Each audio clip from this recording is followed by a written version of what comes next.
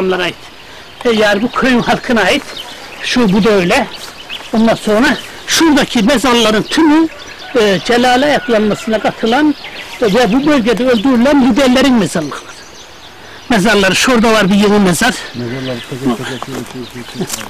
Ondan sonra yani şimdi şunlar arkeolog mu ne diyor? Onlar antropoloji adamları gelse kazsalar bu mezarların hangi tarihte öldüğünü ve tarihler denk gelecek ki bu olay 1519 yılıyla anlattı. Şimdi şu rivayete göre şu alıcının altında şu sorunu Kalender Çelebi etti. Onun için o çabukla bağlamışlar.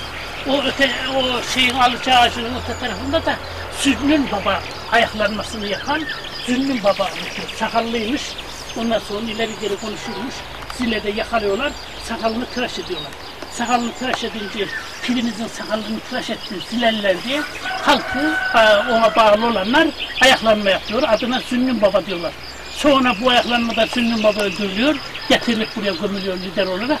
Bunun oğlu Halil ikinci bir ayaklanma yapıyor. Zünnün oğlu Halil ayaklanması. 1527 yılında yeniden ayaklanma yapıyor. Peş peşte birbirini diyor. Bunlar bu. Şimdi burada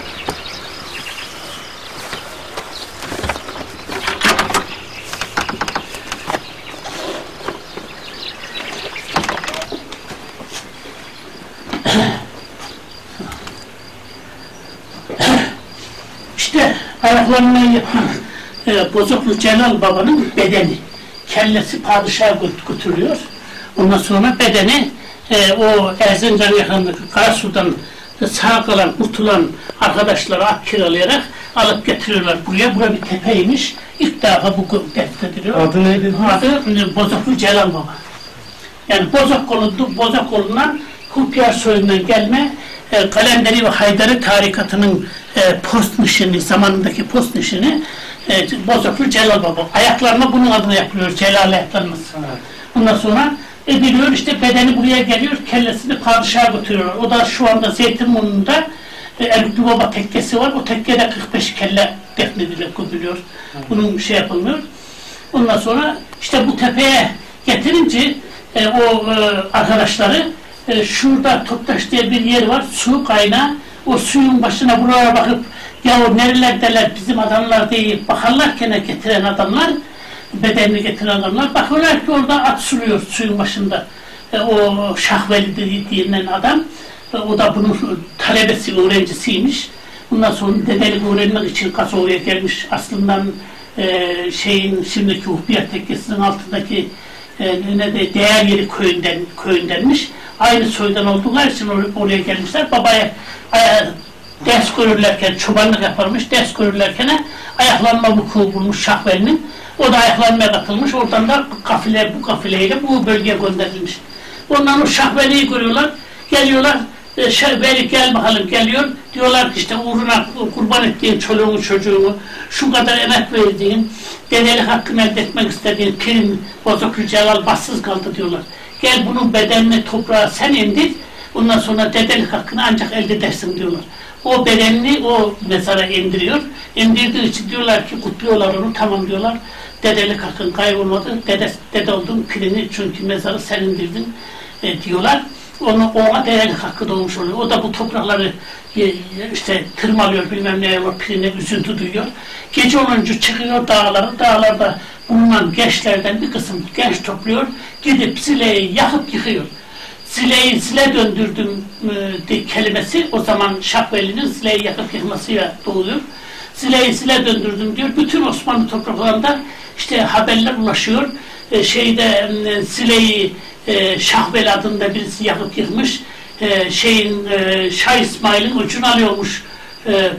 Şah İsmail Yavuz Sultan Selim'den öcünü alıyormuş diye Osmanlı topraklarında duyuluyor o Şahveli'nin adı. Sonra da Şahveli Yozgat'a gidiyor basbıya ederken, Zile'den sonra Yozgat'a basbıya ederken Çekere Irmağı'nın üstünden geçiyorlar. Geçerken Şahruh Köprüsü diye bir köprüde Osmanlı askerleri kurmuş, pusu kurmuş, orada yakalayıp öldürüyorlar. Onun da mezarı şu anda Acısu Köyü denilen yerde Şahveli Ama o türbetmiş. Ayrıyetten başka yani bu vahşete bağlı ama onun hiç ilgisi alakası olmayan bir Vela diye bir zengin bir adam çıkmış. O Vela onun adını unutturmuş. Onun mezarına yahut da mezarının civarına kendi mezarını gömdürmüş. Şimdi Şahveli deyince o anlaşılıyor. Halbuki o Vela bilmem 1854 yılında yaşadı. Ondan sonra o Şahveli ise 1527 yılında yakalanmayı yapıp orada öldürüldü. Bir kısım askerleri de Karşıpınar Köyü var. O Karşıpınar Köyü'nde mezarlık var. Köye girerken sol tarafta sıra sıra. Orada da bunun liderler orada da onunla beraber Yozgat'ı basmaya giden liderlerin mezarları da orada bulunuyor. İşte bunlar unutulmuş halk arasında. Herkes bir şey söylüyor. Bizim insanlar cahil kaldığından yorumlayamıyor olayları, birbirlerine bağlatılamıyor. O büyük Sile yangını dedikleri o yangın mı? Sile'yi Kızılbaşlar yaktı diyorlarsa işte o Şahveli'nin veya bizim Celale ekranmasındaki karttan görev alıp da gelip yakıp yıkan alev çocuk. Söyleniyor. Bunun adı Hüseyin Aptal. Ya oradaki gördüğümüz dedenin atası, dedesi. Bundan sonra Hüseyin Aptal. Bu da onun soyundan gelme. Topuzlu dede diyor. Bu köyde göç etmiş gelmiş. Bu köyde dedelik yaptı. Bunu biz biliyoruz yaşlı olduğunu ama şunları bilmiyoruz. Onu da buraya koymuşlar. Onlar da bunlar akraba diye. O ekmekler bereket için. Herhalde işte bereketli bir dilavgaları neydir? Şafii mezhebine mensup bir Türkmen. Ondan sonra İran'da yaşayan Türkmenlerin bir kısmı Kürtlerle birlikte beraber yaşadıkları için Kürtler mezhep olarak Şafiliği seçince onlar da Şafiliği seçmişler. Ama bu Şah İsmail'in soyu Türk kökenli. Önce Şafi'yle oluyorlar. Şafi ataları.